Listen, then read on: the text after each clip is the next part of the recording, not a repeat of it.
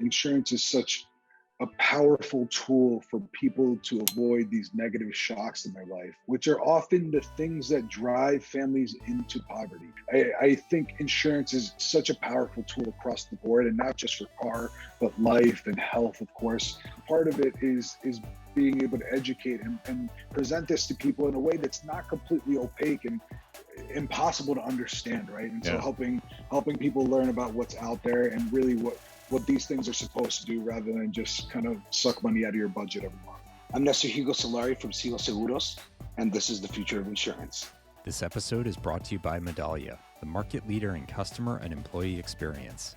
Their award-winning SaaS platform, Medallia Experience Cloud, makes all your other applications customer and employee aware. Medallia uses proprietary AI and machine learning to reveal predictive insights that drive powerful business actions and outcomes. Leading insurers like Prudential and Zurich use Medallia to reduce churn, turn detractors into promoters, create in-the-moment cross-sell and upsell opportunities, and drive revenue-impacting business decisions. Learn more at Medallia.com. And the Future of Insurance book series, available exclusively from Amazon or at future-of-insurance.com.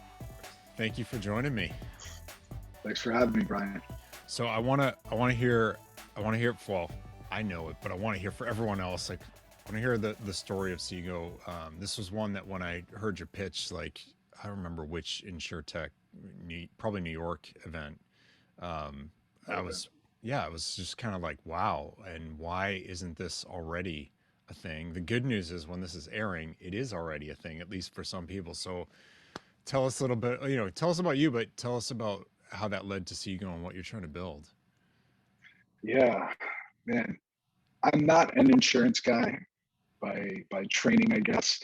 And maybe that's getting at the core of the issue, right? Like you said, why doesn't this exist? And I think it's because there aren't too many people that look like me or people in my community at the upper echelons of insurance, right? Where a lot of decisions are made and where things are built. And so maybe just starting there, kind of my background, I born and raised in northern New Jersey. My parents are Uruguayan immigrants, came to the US without any education or anything in their pockets, and fortunately gave me a great life. Was able to go to school, studied finance undergrad at Penn State, and was fortunate enough to get a job on Wall Street.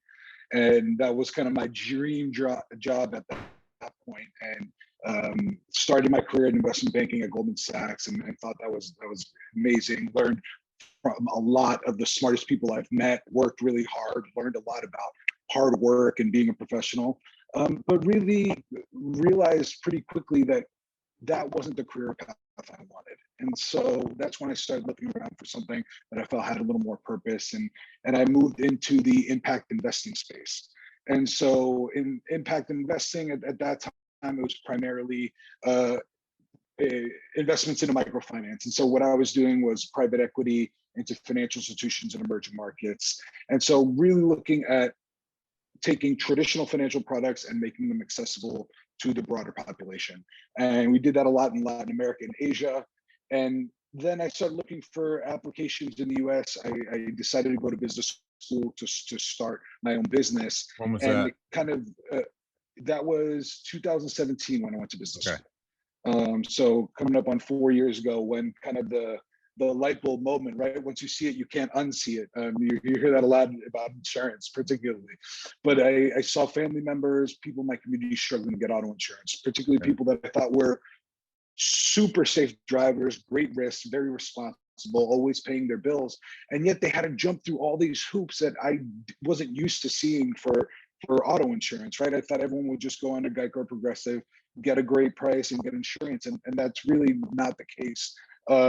And when I saw people being forced to brick and mortar and not only getting subpar products, but also being overcharged, right? It's that old kind of issue of being expensive. It's expensive to be poor in the US, right? And so you have a lot of people that are getting the cheapest basic auto insurance and then are having to pay a bunch of extra because of going through brick and mortar or going through different insurers.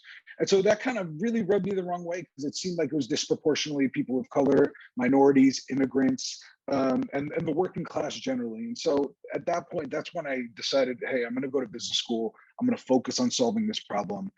And I think coming from outside of insurance and kind of becoming an insurance expert, I think has really been helpful because I've always looked at it from the customer's viewpoint. I started dialing and calling people and trying to sell them insurance over the phone. And from that moment is when I learned, what do they want? What do they need? What's the best way to get it to them? And so I think coming from that viewpoint, we've really built an inclusive insurer, right? Inclusive auto insurance experience, where not only are we mobile first and accessible to anyone with a cell phone, bilingual so that the tens of millions of people that speak Spanish in the U.S. can access it easily, but also trying to attack kind of the disparate impact, right? It's top of the conversation in insurance today. Things like addressing credit score and the biases in using employment and education. And so that's really at the core of what we were building. And we said, hey, let's get rid of the things that are biased and try to encourage people's actions and encourage other behaviors that are going to make them safer drivers. And so that was the kind of intention behind founding Sigo. And since then, I've been fortunate to find some great co-founders, build an amazing team with a lot of expertise in insurance and within the Latino market generally. And so that's a little bit about the founding story, kind of the vision for Sigo, but really just like an auto insurer providing affordable access to immigrants in the working class, I think at the highest level. Yeah. Well, so I want to dig into, and thank you for that. I want to dig into the how behind some of the things you said, like how do we remove the biases from the process? How do we get a tighter connection to the insured so that we're understanding the exposure, we're helping them understand the exposure and working together to try to do something better rather than like taking guesses that are based on unfair starting points? Yeah. That's the whole challenge, right? That's what we're attacking. And I think it's about the overall experience, because when you look at Sigo versus other, and I struggle to really talk about the non-standard auto segment because it seems like a little bit of a dirty word in insurance sometimes. And really what we consider ourselves is really trying to pull out the cream of the crop that's bucketed into this sector. But it starts with kind of the end-to-end experience, right? We have a lot of data about our customer that today's insurers that are serving our customer lose behind a layer of brick and mortar. The vast majority of basic liability auto insurance policies are sold through brick and mortar, and they don't even have things like understanding of language preference or even going down to ID type. A lot of times it's just US driver's license or not, versus we're serving anyone that has an ID, whether you're eligible for a US driver's license or not. And so I think that's step one, getting more data at the top of the funnel pre-conversion, and also being able to connect all of that through claim and loss data, right? I think, and why targeting our customer and targeting the immigrant and native Spanish speaking population is important, because one of the things that caught my eye early is that loss ratios in non-standard auto are lower than the broader auto insurance market. And that didn't make sense to me, right? Like if by all kind of rationalizations I made, this number should be higher. And what I realized, or the rates should be lower. Go from, or the rates should be lower. Exactly. The problem that we see is that when you go from just claims and loss ratio to combined and include your operating expenses, that's where it really breaks. When you include OpEx and go to your combined ratio for this segment of the population, that's when it gets really expensive. And so that's where we started attacking and realizing, okay, we need to build a more efficient operation to manage and reach these customers. And that really just started by being in language and in culture to a certain extent. It's very different when you just translate an English website versus when you write your website or write your product in Spanish. And I think that's something our customer realizes. And so targeting that population, having that data early on, and how do you address it, right? And so maybe talking about that data piece as well on the rating factors. There's value to doing stuff with less data as well, right? And so I think where we start from is, okay, this is a bias factor, we're not going to use it. We're gonna do our best to not use factors that have this inherent bias in them, and instead introduce other things like telematics. So we launched the first Spanish language telematics app in the US. It not only gives us data about how our customer drives, but they get tips on how to be better drivers. Hey, don't speed. Hey, don't text and drive. and customers get a discount for opting into that today. Maybe we decide that that's something we develop into an individual rating factor. Another way we encourage our customers to be better, safer drivers, and more responsible drivers is really taking some of the principles of kind of behavioral economics and psychology. And so, for example, in our product, we have an honor code where we remind people that telling the truth is important. And it's been proven that people are more likely to tell the truth if they're reminded of honesty. And so those are the little levers we look to pull as part of this kind of holistic experience, and really just kind of addressing all the pieces that really annoy our customer and are painful. Because I think our product was built with a lot of nuance from a year and a half, 2 years of grinding it out as an agency and getting on the phone and really figuring this out and taking our knocks. You were like living the there's like an adage in venture capital, like you have to talk to 100 customers before you get what your product is and product market fit and all that. You guys really took, and I have yet to meet a company that actually did that before going for funding. Like, yeah, we talked to customers. I'm like, well, how many? 10. Like that's not the same as 100. And you're going way beyond that, because you were not just trying to sell them something, but actually it's almost like market research at the same time, like really digging into their situations, their issues, you mentioned culture, like what's their perspective on insurance and how because, there's a lot of negativity around immigrants in this country, especially right now. And one of the presumptions is, criminals and trying to scam. And like, actually, if you really dig into the culture, quite often you find like reporting a claim is almost against like their values. Like you wouldn't put your problem on someone else. You wouldn't admit that, you had an issue. So it's even like hard to get you to move past, like, I had this loss. Well, you have coverage. Why aren't you seeking out? No, that's not, I don't want to put that on them. Or it's like the community or the family comes together and stands by. You wouldn't go to a company and ask them for help. So even just the notion of insurance and getting to use it is different.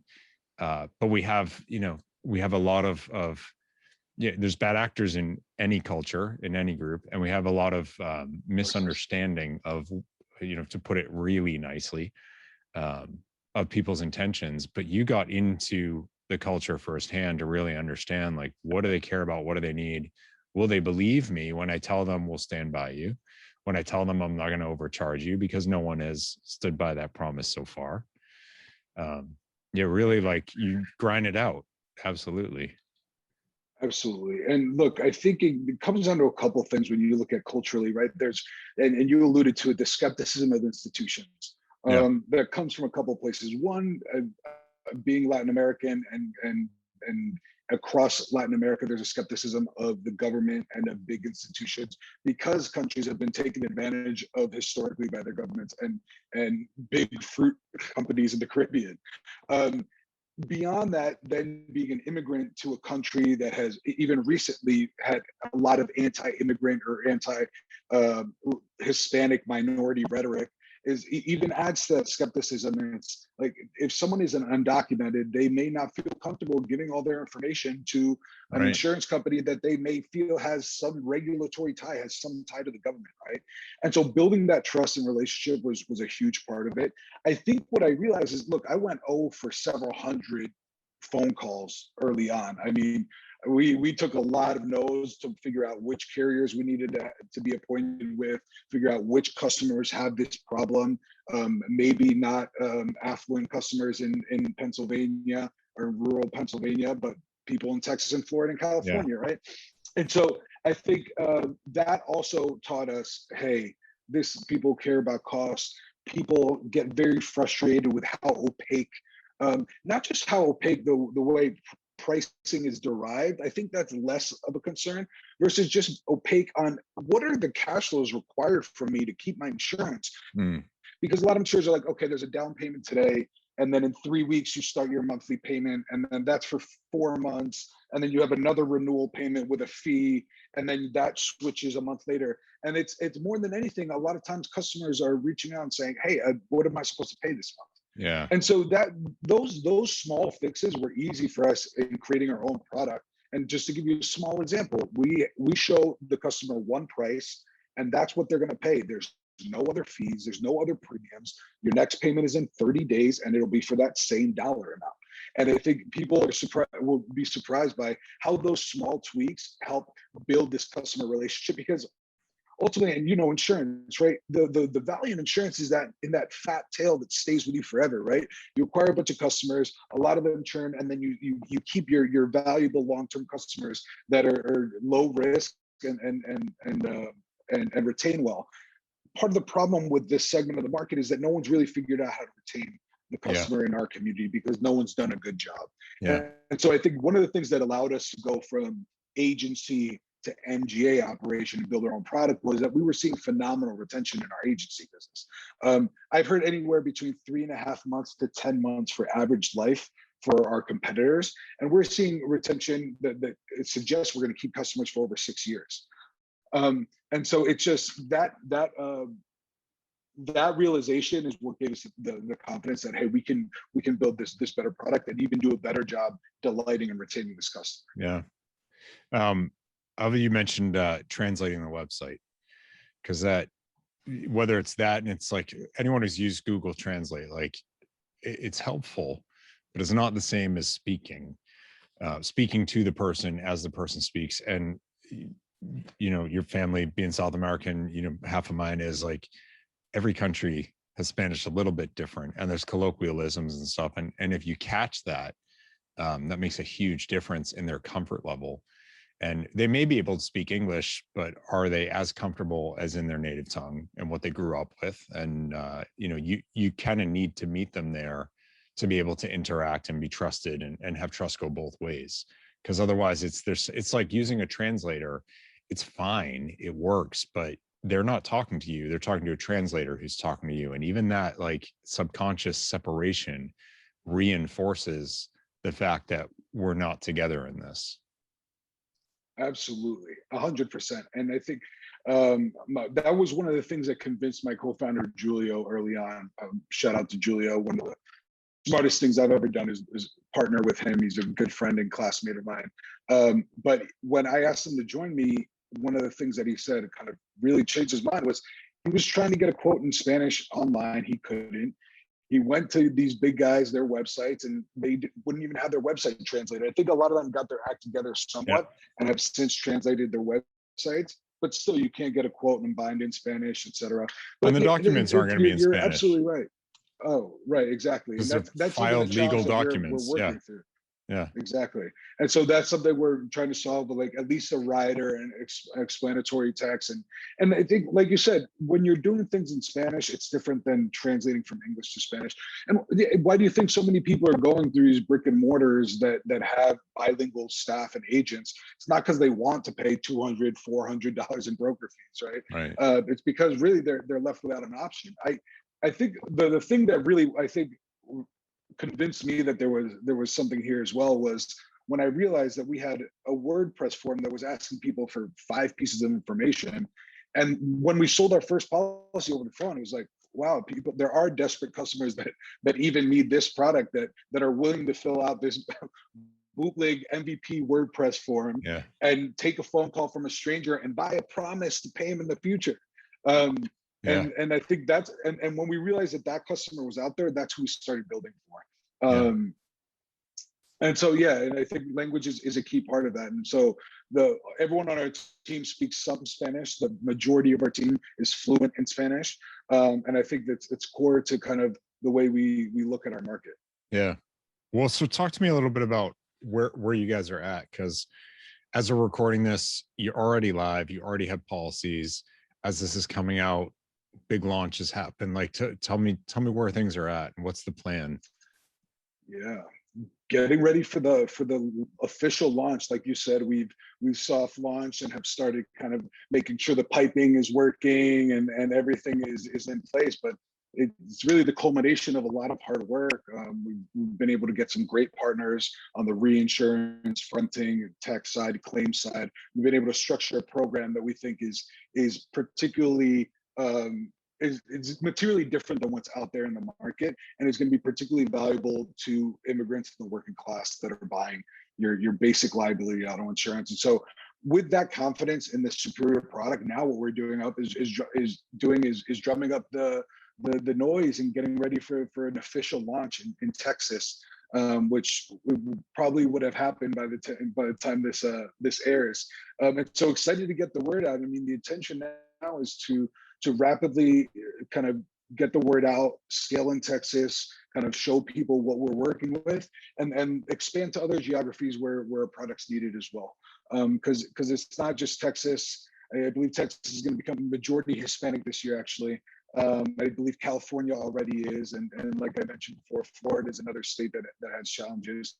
But now what we're looking at is obviously in the U.S. generally, and we don't need to cover the whole continental U.S., but we're talking about the second largest Spanish-speaking country in the world. Yes. 75% of Latinos in the U.S. prefer to speak Spanish, and a quarter only speak Spanish. And those people are completely ignored, and they're bigger than most of the countries in Latin America.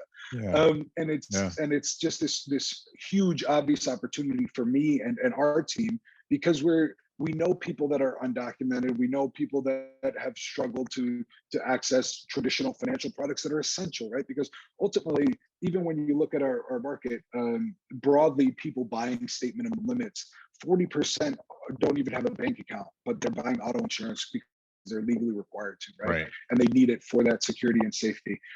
And so I think we've really built a better product for them and getting the word out there. We just kind of crossed the 10 employee mark. Very excited to have the team growing. You guys got funding? Yeah. For a couple months back, we announced the closing of our seed round, which is super exciting. Got a lot of insurance vets and experts on that roster, which have been essential throughout, kind of up until now. I've really had a lot of support from both traditional insurance veterans and then also people that are very familiar with the Latino market generally. And so excited to have that funding put together, excited to have this team put together. I think we have the right mix, but always looking for new talent. And so I'll take the opportunity to plug Sigo. Please feel free to reach out if it's something you're interested in. We're always looking for motivated people that want to make a positive change in how things are done. Yeah. And I'm just coming off the back of a conference where I had the honor to be in a panel on diversity and inclusion. And, we're talking about this, like people were saying, the first, like as the first African-American woman CEO at this company, or like there was an African-American female CEO who her successor when she retired is also an African-American CEO. And so, they're like celebrating that. And I was like, wouldn't it be great if we got to a time where that's not even a discussion point? But, really broadly, this is still, and I say this as like anyone looks at me like I'm a white guy working in insurance, right? Like there's still the predominant look and feel of the industry. And it's very hard for someone who isn't that to consciously or subconsciously identify with being a leader in the industry when they don't see anyone like them. And your company it's not just on the customer side, but I also see a really strong purpose for helping this industry remember, like, is not just people who, look like the stereotype. There's lots of other people who can be leaders in this industry. And so I'm rooting for you guys on a couple of fronts, and not just, personally with my family's history, but what it can help to remind the industry of. And then hopefully it's not, well, then just look at Sigo. It's like, well, that's one. What if everyone looked as much like the whole country as possible? So it's a lot riding on your shoulders, no pressure. Absolutely. But it's really important. No. Yeah, and it's one of our competitive advantages. We're looking at the community. We're coming from the community. We're looking to help, right? And so I think that's hugely important. And also I think I've been asked in the past, what if one of these companies hires a Latino executive? Great, that's one step forward to a million to go, right? Yeah. It's a lot of, especially on the investor side, a lot of people talk about insurance as if it's like a winner take all market, like some of these other markets people look at, and it's just like this giant pool of issues to be solved. Yeah. It's funny. I think part of the challenge is getting the talent and and then to serve this market. I think insurance is one of the kind of older industries, right? Not just in terms of how long it's been around, but in terms of average age, and especially when you look at agency and distribution, that's only kind of that keeps going up. And recruiting young talent is an ongoing discussion. And as that kind of improves, you're also looking, I think it's Gen Z is already majority minority, right? And so hopefully as we keep growing and as an industry and as a country and as a sector, I think there's a lot more to do there. Yeah. It's definitely not winner take all. Market's way too big with too many complexities. I mean, to the point of why you're starting is you can't serve every piece of the market perfectly. That's why, and the market will continue to change. So we will always have space for other new, different entrants, and it's too much risk for one company to take. So there's no even one kind of company. You know, people always ask me, is the insurtechs going to put all the incumbents out of business? No, and vice versa is also a no. It's not about that. You'd probably welcome if an incumbent wants to start serving the Latino market, the immigrant market differently, better. You wouldn't be like, oh no, that was our start. Like, yes, please, because it's needed and it needs more scale.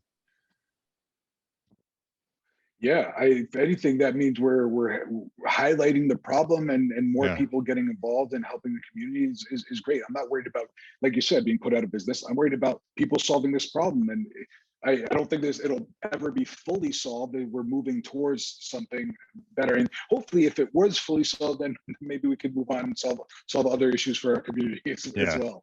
But it's not going to be your spot on. Yeah. Right. And there's something that I like to think about, and when you talk about the incumbents, right? No product is built for everybody, right? A product built for everybody is a product built for the majority. Yeah. It will obviously move into, okay, what's best for the biggest portion of our customers, and a lot of these insurers aren't built for our communities. And so I think that's one thing that I always think about. It's not like these big guys could just all of a sudden, and it's not like they don't spend marketing dollars trying to acquire the Hispanic market. They do. It's part of the issue is the experience and the product they have isn't necessarily built for our community. Right. And so I think that's where this is different. Like we're squarely focused on building for our customer and kind of have the blinders on. And I think we're confident that if the experience wasn't super broken, we wouldn't be dedicating kind of our careers and our time and effort to this. Yeah. I'm glad you called that serving any community, not just the Latino community or the immigrant community or whatever, is not a marketing question. Yes, you need to market effectively to different groups of people as with any kind of target market. But this isn't about a marketing, because you know, like my son's watching a show earlier and an ad came on for a carrier in Spanish. And so like, fine, that's great. But just because the ad's in Spanish, that doesn't mean anything else is really a fit. This isn't about marketing. This goes much deeper. And that's why like the website point is not like, oh, just translate your website. Hit the little EN button or the ES button and you flip back and forth. Like, it's not that simple. That's not what we're talking about. It goes much deeper. Yeah, absolutely. And look, I think that's the low hanging fruit. I think that's what made this such an obvious opportunity for us. It's like people aren't even trying. These guys aren't really interested in serving this corner. So, okay, we immediately had a leg up with just a landing page in Spanish. And literally give us your name, your zip code, and your type of car and your phone number. And me and my co-founder dialing, quoting on the comparative rater and saying, hey, this might be your price. And then having to go back and be like, oh, it's a different price because you don't have a US license. But even through that experience, I think we realized, okay, all we needed was a landing page in Spanish. Now, all we need is to automate the price, the quoting. And we've taken it piece by piece from ground floor. And maybe that's I think that's a huge advantage for us when it came time to building the product.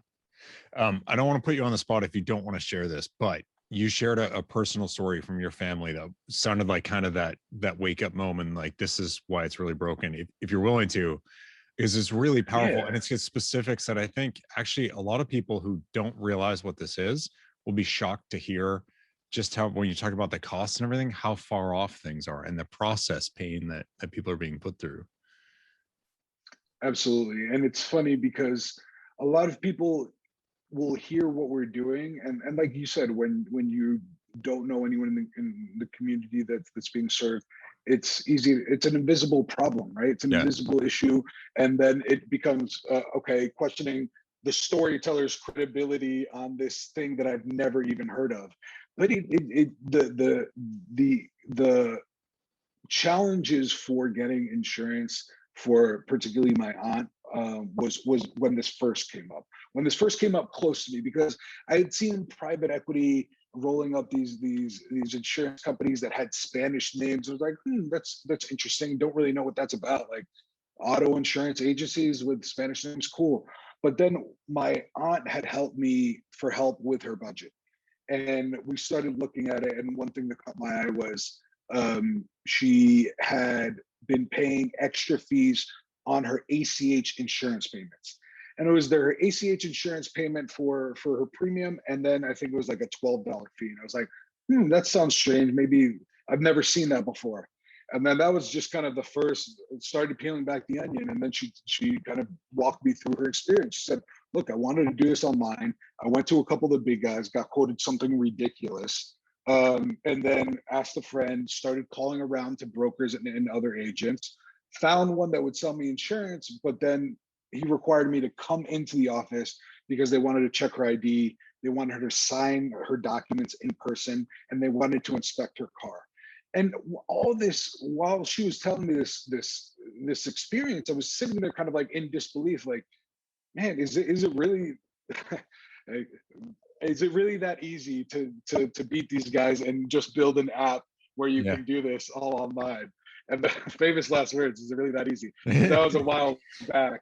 Yeah. And little did I know, it's extremely hard to really automate this process end to end and provide this delightful customer experience, which was the original journey we kind of went on, and now kind of finally coming to fruition, or something that's kind of a semblance of the original vision. But my aunt's experience was, my aunt, single mom, same job for the last 20 years, has a US driver's license. I mean, the only things I could think of is she doesn't have a college education, and maybe she lived in the wrong part of town, according to the insurers, right? And so that when I saw that and thought about, man, I wonder if my dad probably had some similar issues when he got here. A sixth grade education, but the guy's the most careful driver I've ever seen. Is scared of going over the speed limit. I would love to insure this guy as well. I thought, man, some immigrants have recently arrived. Immigrants are some of the most thoughtful and careful people I've ever met or seen on the road, right? Because of a bunch of other challenges. And like you alluded to before, a lot of people, even if they did have a claim, it's not just the risk of them being in an accident, but then there's also the likelihood of them reporting. We're doing this a little differently, right? You hear a lot from non-standard insurers that they're not in the business of paying claims. And when I hear that, I'm like, well, what are you in the business of, right? Yeah. What's an insurance company for, if not for Taking that? money. And so I think, exactly. Yeah. We're kind of doing things a little differently and thinking, hey, we're going to pay claims fairly, because we're going to have better data, and we're going to have a better relationship, and we're going to have better customer experience. But yeah, I guess just kind of wrapping up on the family side, it just seemed like this. When I started researching, I realized it wasn't just my family, right? This isn't an isolated incident. Yeah. That's why there's been all these roll-up strategies from sponsors in the non-standard auto agency space. You've seen a bunch of deals recently with Gainsco and Nat Gen and State Auto, and so I think there's also kind of a realization that we need to open up and start doing better here. Yeah. Yeah, it's well, so you're right. It is that easy in terms of like, what are the problems? Because they're blatant, but fixing them in this industry actually is really tough. And that's where your differentiation comes in, is that puts you in a different spot. Because anytime someone says it's that easy, or they use the word just, oh, you just do this. And I'm always like, it's like, there's sirens going off, like, watch out, you're missing something. It's really hard. Right.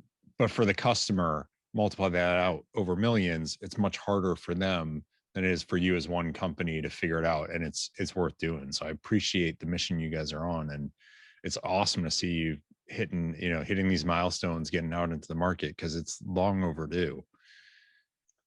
I appreciate that. I likewise, this has been a fight to get to the starting line. And I'm excited. I'm excited for now to kind of go on this marathon of really, if not completely fixing the problem of redlining and auto insurance, at least making it better for some people, right? Yeah. I think that's one of the things that I really appreciated from moving from investor to operator is you're right. You're in the trenches. You're helping customers. You're helping people. And even if we were to build this for a small community, I would feel fulfilled. But this is such a big problem that I think it made sense for us to really kind of attack this and raise venture capital and try to build a big business around it. That's awesome. Nestor, one quick question before we go for people who don't speak Spanish or wouldn't know where it came from. What's the name Sigo? What's that about? Where's that come from? Yeah, the startup naming process is always an interesting one. Early on, I had an investor, one of my first investors, friends and family, all friends, not much family, but he said you should name it after yourself. Call it Hugo Insurance. Hugo's my middle name. Unfortunately, there was one of those guys out there already. There was a Hugo Insurance out there already, but it said, hey, that's something to the 1-2 syllable, something easy to say in English and Spanish. And so that's kind of my thought process. I was looking for 2-3 syllable words you could easily pronounce in English and Spanish, and kind of came out to Sigo, where it has a couple of different meanings, right? And I think it plays well. It's a word in Spanish. It's basically the means I follow or I continue. It's the conjugated form of seguir for I, so Sigo. And furthermore, the tagline we've been using is siempre contigo. We want our customers to feel safe, secure, like they have a trusted advisor in case they need us for insurance. Which means always so with siempre you. Contigo. Yeah. Exactly. It means always with you.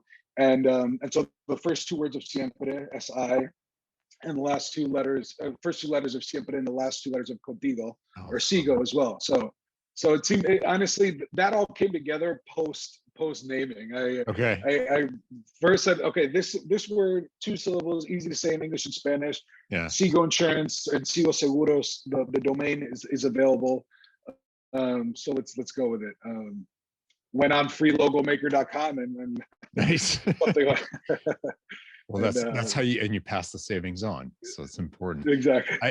I love this, like, I'll follow, like, we're there with you, and that, so I didn't know about the tagline, and I get that's hindsight, but like, yeah, it's this notion, like, we're there with you for the ride. I'm going to follow you. I'm going to be there for you. Which is the way it should be. That's cool. Yeah, for sure. I mean, particularly with these, look, insurance is such a powerful tool for people to avoid these negative shocks in their life, which are often the things that drive families into poverty. Yeah. Right.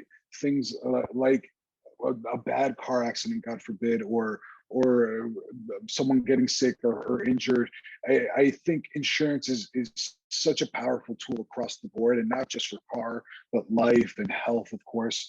And one thing you mentioned before, I think a part of it is being able to educate and present this to people in a way that's not completely opaque and I mean, impossible to understand, right? And so helping people learn about what's out there and really what these things are supposed to do, rather than just kind of suck money out of your budget every month.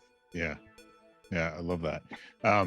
Nestor, it's awesome. It's awesome what you're building. It's awesome to have you here and to hear firsthand about what you're creating. And like the launch coming up or having happened when this comes out, it's exciting. It's necessary. I wish you guys all the best of luck, and thank you for working on what you're working. And I hope it inspires other people to be like, well, what's our community? How's that being served? Latinos is a large community, needs help, and not alone. There's others who also need support. So that mindset, we need more of that in this industry. So thank you for that. I agree. And thanks for having me, Brian. Congratulations on the new book. Thank you. Great talking to you. And yeah, I hope hopefully even if one person hears this and decides to give that big, hairy, audacious goal a try, I applaud them and would offer myself up as a resource to any entrepreneurs, any founders, anyone out there, to feel free to reach out, and I'd be happy to help however I can. Awesome. Nestor, thank you, man. Hey, a huge thank you to Nestor and to the whole team at Sigo for building what they're building, for Nestor coming on the show, for the team for giving him up for a little bit so he could talk to me and share some ideas with you. And I hope that gives those of you thinking about how do we address some of the bigger questions in the society, not just this industry, but the society through the work that we do, gives you some ideas, gives you some guidance, some hope maybe that actually you can take it upon yourself to make a change. So I wish Nestor and the team a huge amount of success. I was saying to him offline, you know, if they were just a little bit sooner or my book was a little bit later, could have had them in the book, but I think that is going to be a really rich story. So my eyes are going to be on Sigo to see what happens. And I think, and I hope that helps define a different way of thinking about addressing the market and the some of the tougher points in it that people are not being taken care of. And we as an industry could do a better job standing by people at those worst moments of their lives, or just letting them go about their lives without all that risk and without the burden of the current way that far too many people are being treated and having to go through that process of getting coverage, paying their bills, etc. So thank you to Nestor and the whole team at Sigo for building what they're building. I'm watching you. Can't wait to see what they do. And hopefully, you know, we're recording this a little bit ahead of their big launch, but it's coming out afterwards. So hopefully it all went smoothly and bigger than anyone imagined, and they're doing great. I'm sure that will be the case, but much love and support to Sigo and what they're building. All right, with that, I will wrap things up. A reminder, you should check out the Future of Insurance series. If you didn't know, you can get both of the books, Volume 1 and Volume 2, together in the Disruptive Duo. You can buy them from me, signed. I will ship them out together, might even slip in a little bonus swag in the package. Or of course, you can get them both from Amazon. You get the Audible, you get the Kindle, you can get the print, you can get the hardcover, whatever you want. I've got the paperbacks here. I will sign them and ship them right out to you. Very easy to do. Just go to future-of-insurance.com/disruptive duo. And if you don't want the Disruptive Duo, just go to future-of-insurance.com. You can link to each of the books separately. Maybe you already have the first one. You want to find out about startups like Sigo, but not Sigo this time. You can go to the site and learn more. And of course, it's available on Amazon in every format. Wherever you are on the planet that is served by Amazon, you can get the books that way. So I will leave it there. Thank you to all of you for listening and watching. If you're catching this on YouTube, thank you to Medallia for sponsoring the show, of course, making all this possible. And thank you to Upbeat Music for the sounds behind the scenes on the show. And I will see you all next time for another great episode, a great conversation about where our industry can go and how we can get there on the future of insurance. Thanks, everyone. Take care.